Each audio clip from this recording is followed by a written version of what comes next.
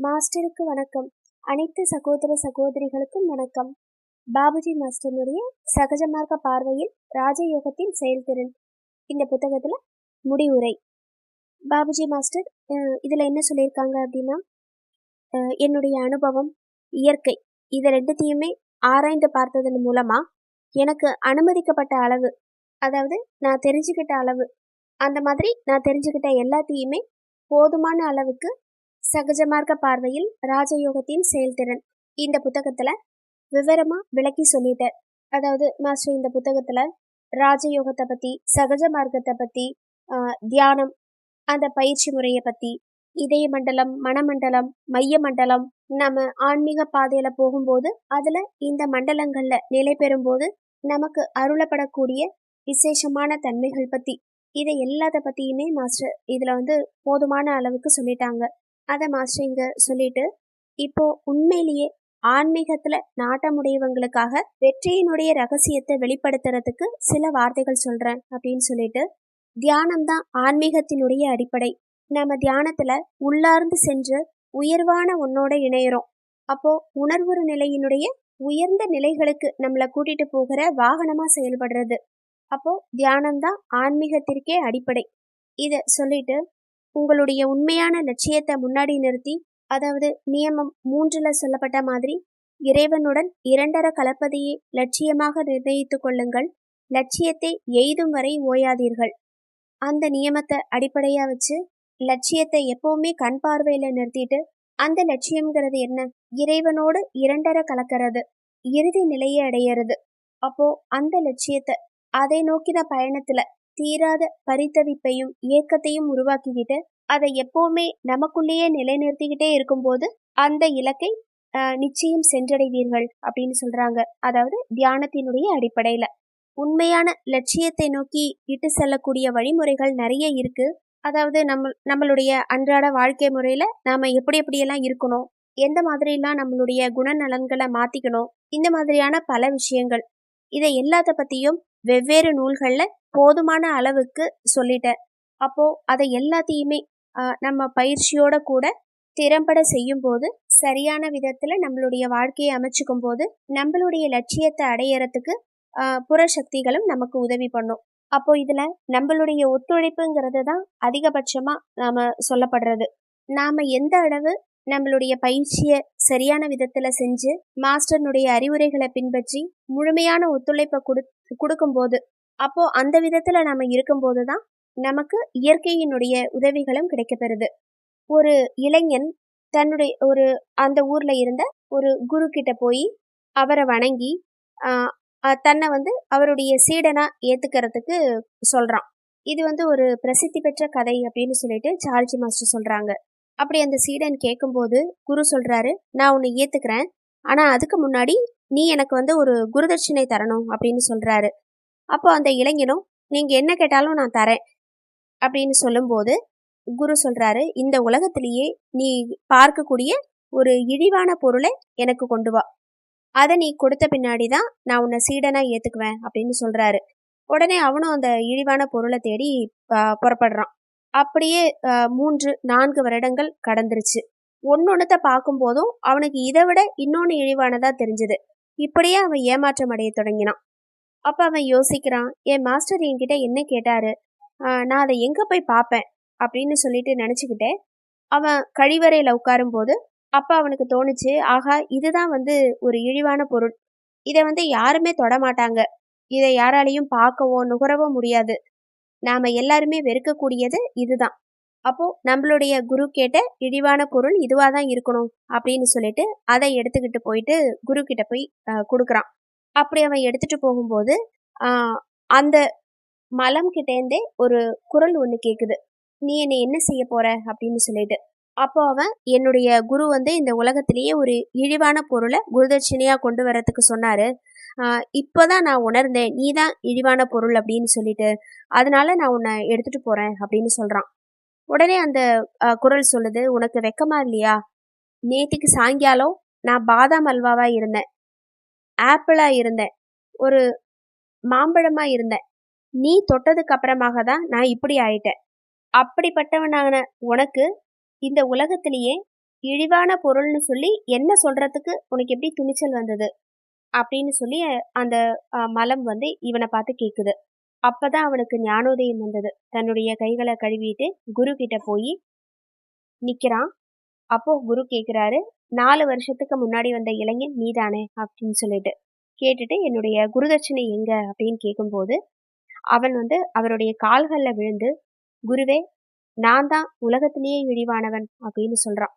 உடனே குரு, நான் உன்னை ஏத்துக்கிறேன் அப்படின்னு சொல்லி ஏத்துக்கிறாரு. இந்த கதையை சார்ஜி மாஸ்டர் சொல்லிட்டு, இதுதான் வந்து சத்தியம், புராதன தத்துவம்.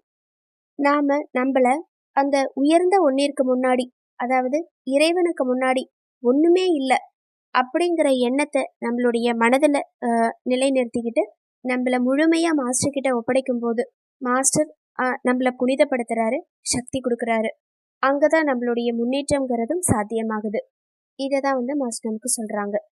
இப்போ பாபுஜி மாஸ்டர் இந்த விஷயத்த சொல்லிட்டு அடுத்தது உணவு பத்தி சொல்றாங்க. அதாவது கீழே நாட்டு ஞானிகள் உணவு விஷயத்துல தனிப்பட்ட முறையில அக்கறை எடுத்துக்கிறாங்க. உணவு சரியான முறையில சுத்தமா சமைக்கப்படணும், இந்த மாதிரியான ஒரு விஷயத்த கருத்துல எடுத்துக்கிறாங்க. இது பொதுவா சுத்தமா சமைக்கப்படுறதுங்கிறது சுகாதாரத்திற்காக சொல்லப்படுறது. அப்போ அந்த சுகாதாரம் மட்டுமே போதுமானது கிடையாது. அதுவே சாத்வீக உணவா இருந்து இறைவன் மீதான நிலையான நினைவோட சமைக்கப்பட்டு அதே இறைவனுடைய நினைப்போட நாம சாப்பிடும்போது அதனுடைய பலன் ஆச்சரியப்படத்தக்க வகையில இருக்கும் அப்படின்னு சொல்றாங்க. அதாவது கடவுள் மேல தியானம் செஞ்சு அந்த உணவை நாம சாப்பிடும்போது அந்த உணவிலேயே தெய்வீகத்தினுடைய அருள் கலக்கப்பட்டு அந்த உணவு நம்மளுடைய உடலுக்குள்ள போகும்போது அது எல்லா வகையான ஆன்மீக நோய்களையும் குணப்படுத்தி நம்மளுடைய முன்னேற்றத்திற்கு தடையா இருக்கிற எல்லாத்தையுமே அகற்றிடும் அப்படின்னு சொல்றாங்க. இந்த விஷயத்த பத்தியும் போதுமான அளவு புத்தகத்துல நான் விவரிச்சு சொல்லிட்டேன் அப்படின்னு சொல்லிட்டு, அதாவது நியமம் 8ல பொருளீட்டுவதில் நேர்மைக்கும் தூய்மைக்கும் உரிய மதிப்பளித்து கிடைப்பதை நிலையான தெய்வீக சிந்தனையுடன் உண்பதில் மகிழ்ச்சி கொள்ளுங்கள். இந்த நியமத்துல நாம சாப்பிடும்போது இறைவனுடைய நிலையான நினைவுல அந்த எண்ணத்தை மனதில் நிறுத்தி சாப்பிட்டா அதனுடைய விளைவு உணவு பொருள் மேலேயும் இறங்குது. அப்போ அந்த உணவை நாம உள்ளுக்குள்ள சாப்பிடும்போது அதனுடைய விளைவு உடலுக்குள்ள இறங்கி நரம்புகள், இரத்த குழாய்கள் இது எல்லாத்துலேயுமே பரவுது. அப்போ வெளியிலிருந்து நாம சாப்பிட்ற உணவை நம்மளுடைய நன்மைக்காக பயன்படுத்துறோம். அப்போ உடல்ல இருக்கிற அணுக்கள், துகள்கள் இது எல்லாமே தூய்மை அடையுது. அதோட கூட நாம கடவுளுடைய நினைப்போட சாப்பிடும்போது அந்த தூய்மையான எண்ணம் அந்த உணவினுடைய ஆற்றலோட கலந்து உடல் ஆரோக்கியத்தை கொடுக்கறதோட மட்டுமல்லாம ஆன்மீகத்திற்கான உணவையும் கொடுக்குது. அதாவது பௌதீக உடல்ல ஆரோக்கியம் கிடைக்கிறதோட அல்லாம சூட்சும உடல்களும் சுத்திகரிக்கப்படுது. நாம சாப்பிட்ற உணவு அதே நேரத்துல சாத்வீக உணவா இருக்கணும் அப்படிங்கிறதையும் சொல்றாங்க. அதாவது 3 குணங்களை அடிப்படையா வச்சுதான் உணவினுடைய வகைகள், தன்மைகள் அதுவும் சொல்லப்பட்டிருக்கு. 3 குணங்கள் அப்படிங்கிறது தாமச குணம், ரஜோகுணம், சாத்வீக குணம். தாமச குணம் அப்படிங்கிறது சோம்பல், ஒரு மாதிரி மந்தமா இருக்கிறது.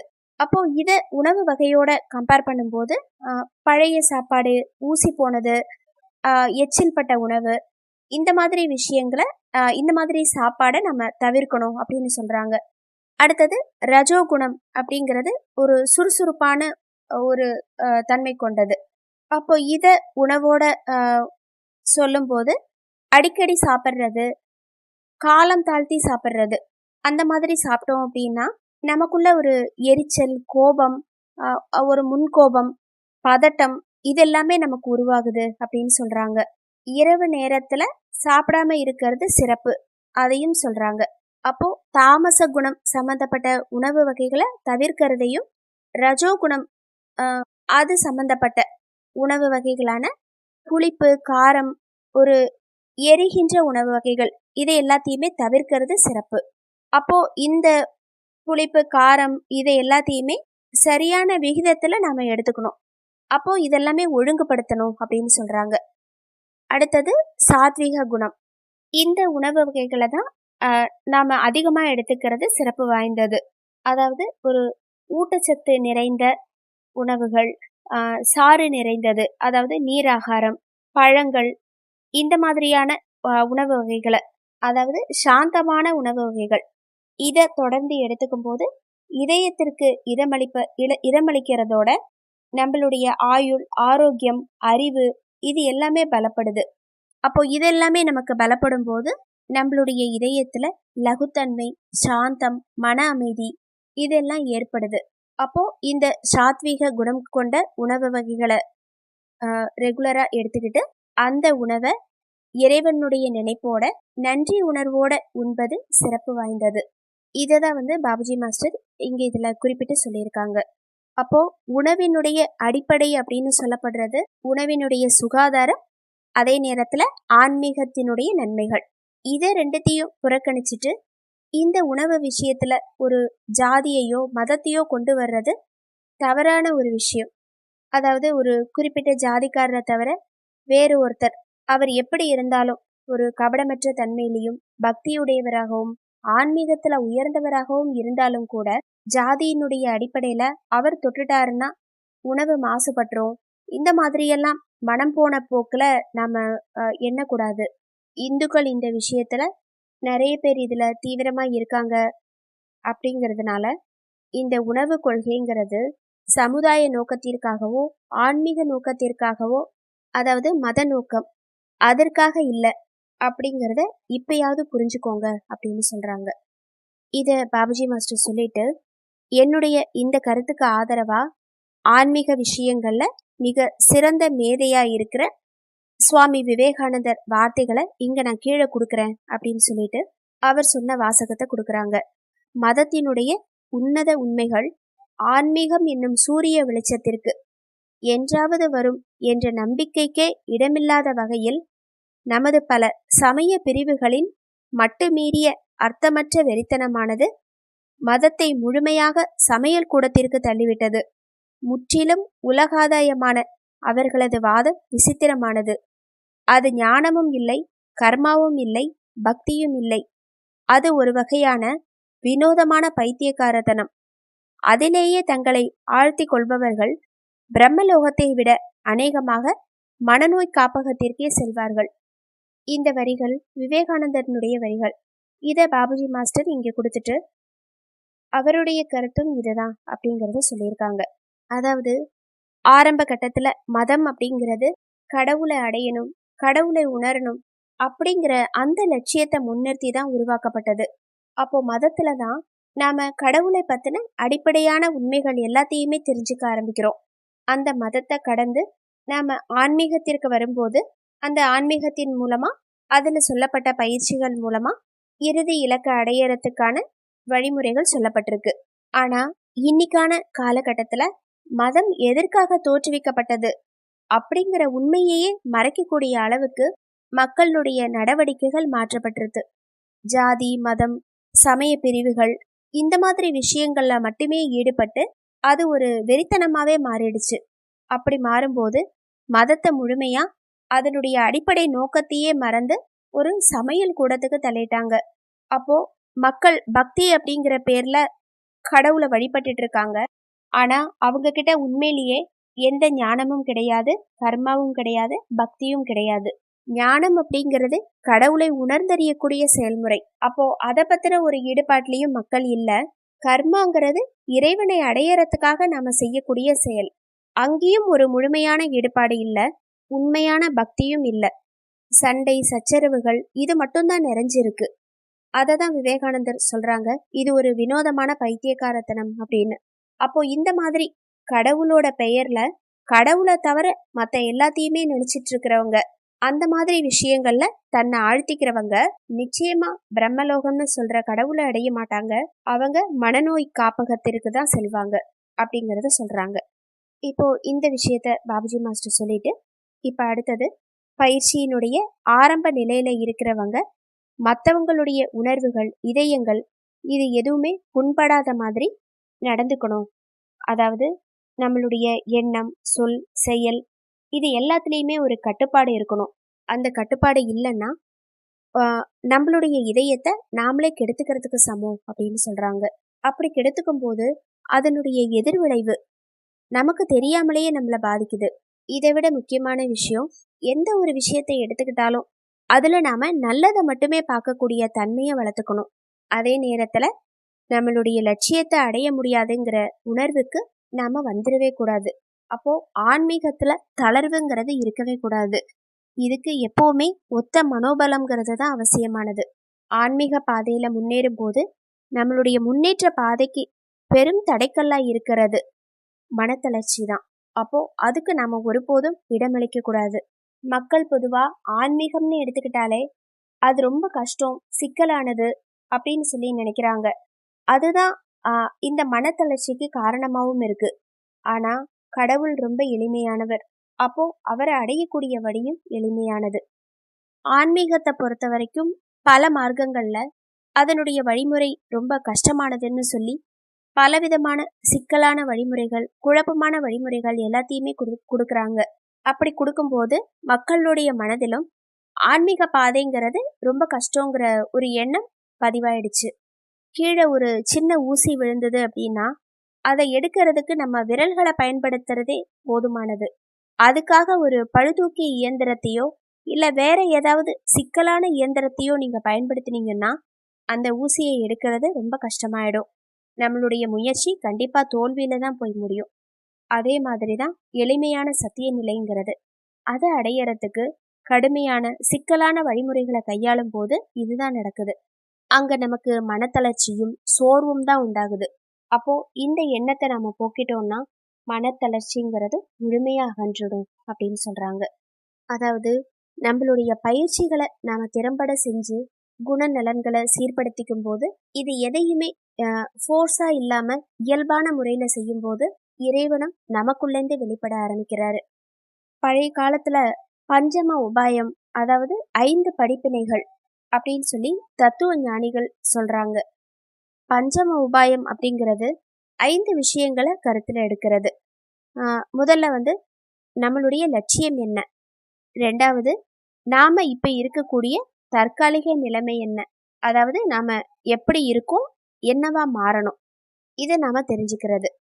மூணாவது இங்கிருந்து அந்த லட்சியத்திற்கு போகிறதுக்கு நமக்கு எதெல்லாம் உதவி பண்ணுதோ அதை எல்லாத்தையுமே சேகரிச்சுக்கிறது.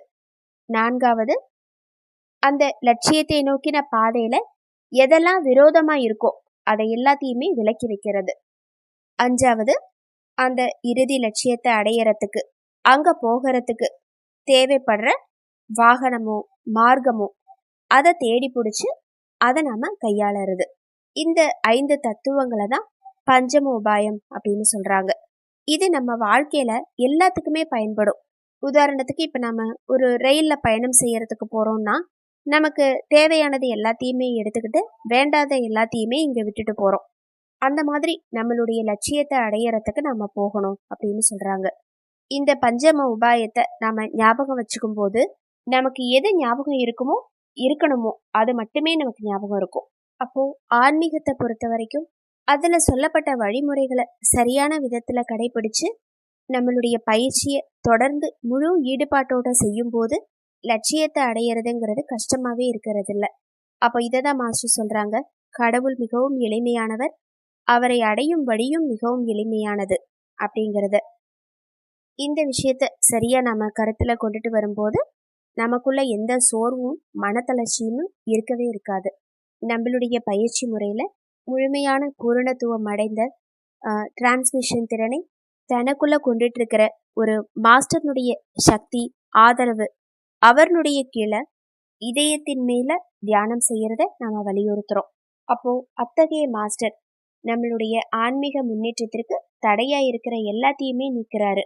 ஆன்மீகத்தினுடைய அலைகள் மாஸ்டர் கிட்டேந்து நம்மளுடைய இதயத்திற்கு தொடர்ந்து பாய்ந்து நாளுக்கு நாள் நம்மளை அமைதிப்படுத்தி உயர்த்துது. அப்போ நம்ம தியானத்துல ஆழ்ந்து மூழ்கி இருக்கும்போது நம்மளுடைய லட்சியமான அந்த உள்ளார்ந்த ஒன்றின் மேல தொடர்புல தொடர்ந்து இருக்கும். அதன் மூலமா நமக்குள்ள பக்தி ஸ்ரத்தை, அந்த பக்தி உணர்வு நமக்குள்ள வளர்ந்து வழிய சுலபமாக்குது. மாஸ்டருடைய துணையும் பிராணாகுதியினுடைய சக்தியும் இதயத்துல இருக்கிற வரைக்கும் இன்னும் உள்ளார்ந்து விரிவடைய ஆரம்பிக்கிறோம்.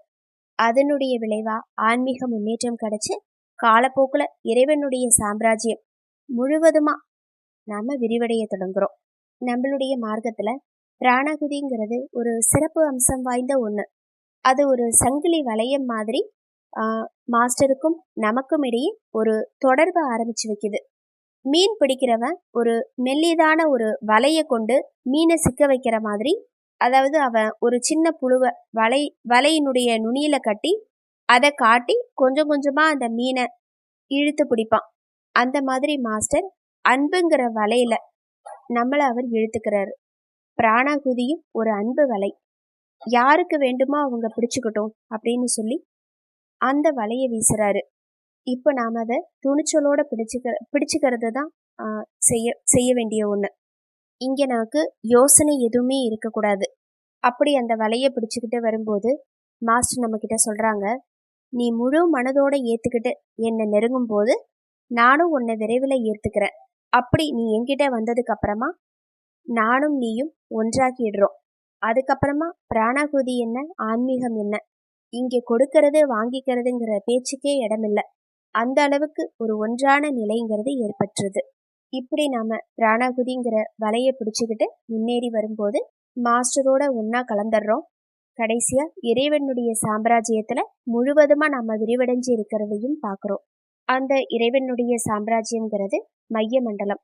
அந்த மைய மண்டலத்தினுடைய மத்தியில யாரு தங்களை நிலைநிறுத்தி கொண்டு வராங்களோ அவங்கள பத்தி தான் நான் இங்க பேசுறேன் அப்படின்னு சொல்லிட்டு அந்த நிலையில தன்னை கொண்டுட்டு வர்றவங்க, அந்த மனிதர்கள் தங்களுடைய சங்கல்ப சக்தியால செய்யக்கூடியத மற்றவங்க, அதாவது இந்த உலகாதாய விஷயத்துல இருக்கிறவங்க ஆயுதங்களை கொண்டு கூட செய்ய முடியாது.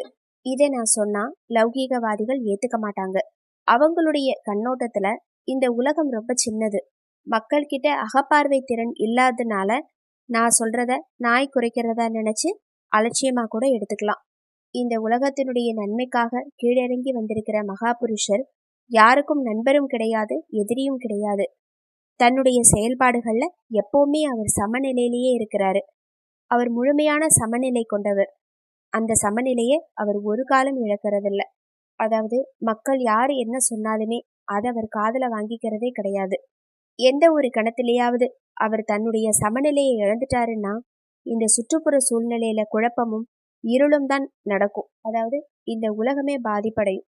அந்த சமநிலையற்ற தன்மையில அந்த மகாபுருஷர் தொடர்ந்து இருந்தா மக்களுடைய இதயங்கள் கூட இருண்டு போயிடும், அதாவது இடிஞ்சு போயிடும்னு சொல்றாங்க. இப்போ ஆன்மீகத்துல விடுதலையை நோக்கிய பயணத்துல நாம முன்னேறி போகும்போது பலவிதமான வடிவங்கள் வண்ணங்கள் கொண்ட சக்கரங்களை கடந்து போகிறோம். இப்போ இந்த சக்கரங்கள் எல்லாமே இதய மண்டலத்துல இருக்கு. இந்த நிலைகளை நாம கடந்து போகும்போது இங்கே பலவிதமான உணர்வுகளும் தன்மைகளும் வெளிப்படுது. அது சாதாரண உணர்வு நிலையிலிருந்து ஒரு வேறுபட்ட தன்மை கொண்டது. இப்படியே அந்த ஆன்மீகத்துல உயர்ந்த நிலைகளுக்கு போகும்போது அந்த முன்னேற்ற பாதையில நம்மளுடைய அனுபவங்களும் மாற்றப்பட்ட நிலையில காணப்படுது. கடைசியா ஒண்ணுமே இல்லாம போகிற நிலை தான் இறுதி நிலைன்னு சொல்லப்படுறது. திறன் படைத்த மாஸ்டர் ஒருவனுடைய கீழே தியானம் செய்யும் போது இந்த விஷயங்கள் எல்லாமே நமக்கு எளிதா நடக்கும். ஆனா நம்ம கிட்ட லட்சியத்தை அடையறதுக்கான திட சித்தம், நிலையான நினைவு, ஏக்கம் அதை நாம கொண்டுட்டு இருக்கும் போதுதான் அந்த இறுதி இலக்குங்கிற வெற்றி சாத்தியமாக்கப்படுது. பழைய காலத்துல யோகிகள் சொல்லிட்டு இருந்த ராஜ யோகத்துல ஸ்ரீ கிருஷ்ணர் முதலா பக்தியை புகுத்துறாரு. இந்த உலகம் இருண்டு போயிருக்கு அப்படிங்கிறத அவர் தெரிஞ்சுக்கிட்ட நிலையில அவர் இந்த பக்தி மார்க்கத்தை கொண்டு வராரு. என்னதான் பல விஷயங்களை பத்தி, ஆன்மீக விஷயங்களை பத்தி ஒரு தத்துவார்த்தமா பேசினாலும் அதற்கு விளக்கங்கள் கொடுத்தாலும் அனுபவ பயிற்சிக்கு தான் ஆன்மீகத்துல முக்கியங்கிறது சொல்லப்படுறது. அப்போ ஒரே விஷயத்த நான் இரவு பகலா சொல்லிக்கிட்டே இருந்தாலும் அதன் மூலமா உங்களுடைய ஆர்வம் அதிகரிக்கலாமே தவிர எந்த பலனுமே இருக்கிறது இல்லை. அப்போ அந்த ஆர்வம் கூட கேட்குற வரைக்கும் தற்காலிகமாக தான் இருக்கும். அப்போ எது ஒன்றுத்தையுமே நடைமுறையில அனுபவத்துல கொண்டு வரும்போது தான் அதற்கான பலன்கிறதையும் நம்மளால உணர முடியுது அப்படிங்கிறத மாஸ்டர் சொல்லிட்டு, ஆன்மீகத்துறைக்கு வரும்போது ஒரு பற்றுறுதியோடையும் தன்னம்பிக்கையோடையும் வாங்க. உங்களுடைய சொந்தமான கற்பனை கருத்துக்கள் எல்லாத்தையும் ஒதுக்கி வச்சுட்டு பயிற்சிக்கு தயாராகுங்க. திரும்ப திரும்ப ஆன்மீக நூல்களை படிக்கிறதின் மூலமா அதுல நிபுணராகி விடலாம் அப்படின்ற அந்த ஒரு கற்பனை அதுல சுத்திட்டு இருக்கிறத நான் விரும்பல. அப்படி புத்தகங்களை படிக்கிறதுனால ஒரு தத்துவவாதியாகவோ பண்டிதராகவோ மாறிடலாம். ஆனா ஒரு பக்தியோடையும் அன்போடையும் உண்மையா பயிற்சி செய்யாம நிச்சயமா யோகியாக முடியாது. பயிற்சியில அனுபவத்துல கிடைக்கக்கூடிய ஒண்ண வார்த்தைகளால சொல்றதுங்கிறது ரொம்ப கஷ்டமான ஒண்ணு. எத்தனை முறை கோதுமைய சாப்பிட்டிருந்தாலும் அதனுடைய சுவையை உங்களால விவரிக்க முடியுமா? அந்த மாதிரி தான் இந்த ஆன்மீகத்தினுடைய பயணம்ங்கிறது. அப்போ எல்லாருமே பயிற்சி பண்ணி அந்த அனுபவத்தை நீங்க உணருங்க அப்படிங்கிறத மாஸ்டருங்க சொல்லிட்டு, இப்போ மேல சொல்லப்பட்டதனுடைய உண்மை நிலைய மக்கள் உணர்ந்தறியக்கூடிய நாள் உதயமாகட்டும் அப்படின்னு சொல்லி இந்த முடிவுரைங்கிற அத்தியாயத்தை முடிச்சிருக்காங்க. கடைசியா சார்ஜி மாஸ்டர் சொன்ன ஒரு சின்ன கதை, உஸ்பென்சிகி அப்படிங்கிறவர் எழுதின ஒரு அழகான கதை அப்படின்னு சொல்லிட்டு இந்த கதையை மாஸ்டர் சொல்றாங்க. இவான் சொல்லப்படுற ஒரு வாலிபனை பத்தின ஒரு கதை. அந்த வாலிபன் தன்னோட தாயோட சண்டை போட்டுக்கிட்டு வீட்டை விட்டு வெளியேறிடுறாரு. அவர் ஒரு தந்தை இல்லாத குழந்தை. அவனுடைய வாழ்க்கை 19 வயது வரைக்கும் ஒரு துயரம் நிரம்பியதா இருந்தது. அவனால வீட்டுல ஒரு அமைதியையோ நிம்மதியையோ பார்க்க முடியல. கடைசியில தன்னுடைய தாயோட சண்டை போட்டுக்கிட்டு வீட்டை விட்டு வெளியேறி போயிடுறாரு. அப்படி போய் ஒரு முனிவரை சந்திக்கிறான். சந்திச்சு அந்த முனிவர்கிட்ட, குருவே, என்னுடைய இந்த ஜீவிதத்தை மாற்ற முடியுமா அப்படின்னு சொல்லி கேட்குறான். அப்போ எதுக்காக கேட்குறேன்னு கேட்கும்போது, இன்னொரு சந்தர்ப்பம் கிடைச்சா என்னுடைய இந்த வாழ்க்கையை நான் வித்தியாசமா வாழ்ந்திருப்பேன் அப்படின்னு சொல்லி சொல்றான்.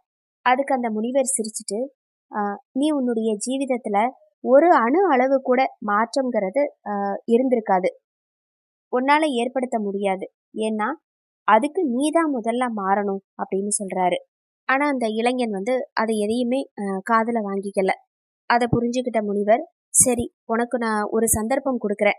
இந்த தெருக்கோடியில ஒரு மந்திரவாதி இருக்கான், அவங்கிட்ட நீ உனக்கு இந்த வாழ்க்கைக்கு 2வது சந்தர்ப்பம் வேணும்னு போய் சொல்லு அப்படின்னு சொல்றாரு. உடனே அந்த இளைஞன் போய் மந்திரவாதியை கண்டுபிடிச்சு, என்னுடைய வாழ்க்கையில எனக்கு 2வது சந்தர்ப்பத்தை உங்களால கொடுக்க முடியுமா அப்படின்னு சொல்லி கேட்குறான். அதுக்கு அந்த மந்திரவாதி சிரிச்சுட்டு, அது உனக்கு பலன் கொடுக்கும்னு நீ நினைக்கிறியா அப்படின்னு கேட்குறாரு. உடனே அவன், உங்களுக்கு உங்களுடைய வாழ்க்கையில 2வது சந்தர்ப்பம் கிடைச்சா நீங்க வாழ மாட்டீங்களா அப்படின்னு சொல்லி கேட்குறான். உடனே அந்த மந்திரவாதி மறுபடியும் சிரிச்சுட்டு, அதை பத்தி நீயே தெரிஞ்சுக்கோ, அதுதான் நல்லது அப்படின்னு சொல்லி ஒரு பொடியை எடுத்து நெருப்பு குண்டத்துல போடுறாரு. உடனே அந்த பையன் ஒரு குழந்தையா தொட்டில்ல தவழ்றான் ஒரு குடும்பத்துல. அப்ப அந்த குழந்தை வளருது. ஓரொரு நிகழ்ச்சியிலையும் இதுக்கு முன்னாடி என்ன நடந்ததோ அதுவே தான் திருப்பி நடக்குது. அப்போ அவனுக்கு அந்த மந்திரவாதியினுடைய அருளால இதற்கு முன்னாடி அந்த பிறவியில நடந்திருக்கிறதையும் இப்ப நடந்துட்டு இருக்கிறதையும் அவனால ஒப்பிட்டு பார்க்க முடியுது. அப்ப அவன் நினைக்கிறான், இதுக்கு முன்னாடியே நான் இதை அனுபவிச்சிருக்கேன், இதுக்கு முன்னாடியே நான் இதை பார்த்திருக்கேன் அப்படின்னு சொல்லி உணர்றான். அப்போ இந்த பிறவியிலையும் தன்னுடைய 19வது வயதுல மறுபடியும் அந்த மந்திரவாதி கிட்ட வரான். வந்துட்டு, என்ன இது, எனக்கு 2வது சந்தர்ப்பம் கிடைச்சது, அப்பவும் அதை என்னால மாத்த முடியலையே அப்படின்னு சொல்லி கேட்கிறான். அப்போ அந்த குரு சொல்றாரு, அதுதான் வருத்தத்திற்குரிய விஷயம். நீ என்னவா இருக்கிறியோ அப்படியே இருக்கிற வரைக்கும் நீ மாற முடியாது.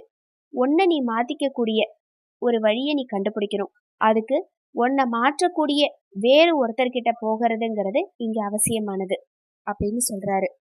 இந்த கதையை சார்ஜி மாஸ்டர் நமக்கு சொல்லிட்டு, சில சமயம் ரயில்ல பயணம் செய்யும் போது வண்டி பிளாட்ஃபாரத்துல அதிக நேரம் நிக்குது. அப்போ வண்டிக்குள்ள இருக்கிற குழந்தைகள் எல்லாம் உள்ளுக்குள்ள இருந்தே அதை தள்ளுறதுக்கு முயற்சி பண்ண விரும்புவாங்க. அந்த விஷயத்த பாக்குறதுக்கு வேடிக்கையா இருக்கும். ஆனா உள்ளுக்குள்ள இருந்து அந்த வண்டியை தள்ள முடியுமா? அது காரா இருந்தாலும் சரி, இல்ல ரயிலா இருந்தாலும் சரி, அதை கண்டிப்பா செய்ய முடியாது. அப்போ எதையாவது தள்ளணும் அப்படின்னா வெளியில இருந்து ஒரு உதவி கண்டிப்பா நமக்கு தேவைப்படுது. இப்போ ஒரு காரா இருந்தா அந்த கார்ல இருந்து இறங்கி அந்த காரை நீங்க தள்ளலாம். ஒரு ட்ரெயின்ல அது முடியாது. அதே மாதிரி நமக்குள்ள இருந்தும் நம்மளால வெளியில வர முடியாது. அப்படி சுயமா நமக்குள்ள இருந்து நம்மளால வெளியில வர முடிஞ்சதுன்னா எப்பவோ பல துயரங்கள்ல இருந்து விடுபட்டு இருக்கலாம். இங்கேதான் நமக்கு ஆன்மீகம் வருது. அந்த யோக பயிற்சிங்கிற ஆன்மீக விஞ்ஞானம் நமக்கு சொல்றது என்ன? ஒரு மாஸ்டரை தேடுங்க. இந்த ஜீவிதம் மறுபடியும் மறுபடியும் ஏற்படுறத தடுக்கிறதுக்கு, இந்த ஜீவிதத்தினுடைய சங்கிலிய மொத்தமா அறுக்கக்கூடிய அளவுக்கு உங்களை மாத்தக்கூடிய, நீங்க உங்களுக்குள்ள இருக்கும் போதே இந்த வாழ்க்கை வாழும்போதே அந்த மாஸ்டரை கண்டுபிடிங்க. அப்போ அவர் நமக்கு உதவி செய்யறாரு. அதை தான் நம்ம முக்தின்னு சொல்றோம். அப்போ நம்மளுடைய மாஸ்டர் சொன்ன வழியில அவரை முழுமையா சரணடைஞ்சு நாம போகும்போது அவர் நம்மள உயர்ந்த நிலைக்கு கூட்டிட்டு போகிறாரு அப்படிங்கறத சொல்றாங்க. இதோட சகஜ மார்க்க பார்வையில் ராஜயோகத்தின் செயல்திறன் இந்த புத்தகம் முடிஞ்சது. மாஸ்டருக்கு நன்றி. அனைத்து சகோதர சகோதரிகளுக்கும் நன்றி.